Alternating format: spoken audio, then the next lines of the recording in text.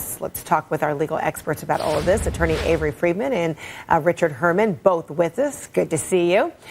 Okay, so Richard, you first. As a result of this, Facebook says it will change how it handles political ads by demanding political advertisers detail where the money is coming from, which is, required by U.S. law for political ads on television and radio, but not necessarily the case with companies like Facebook.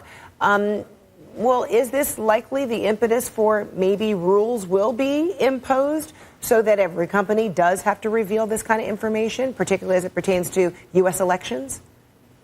Absolutely, Fred. And, with the modern age of technology and advancements and social media and Facebook and Twitter, they don't have the same obligations that television has in advertising. So now Congress is looking into this. I'm sure laws are going to be enacted where they're going to have to.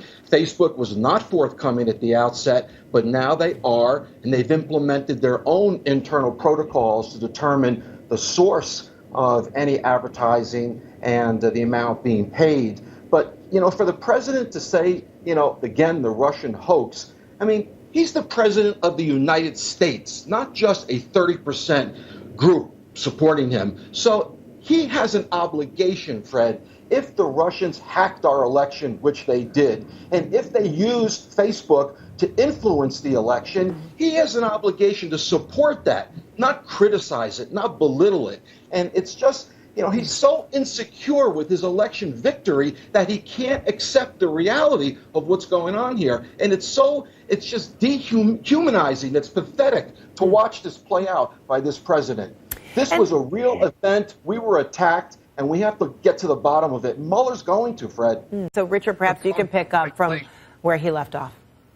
Yeah, and what Avery's pretty much saying, Fred, is that there are no laws enacted at this time which compel Facebook and Twitter and other social media forums to provide this information. But Congress is looking at it right now. They're going to enact these rules and regulations for transparency. We want that. We don't want our elections hacked by foreign adversaries who, under the guise of bots and fake accounts, go ahead and do advertising for one candidate or another. This is our province. This is our country. This is our election. And we're entitled to a free democratic process here without interference. And that's what it's about, Fred. And that's what Mueller's investigation is about.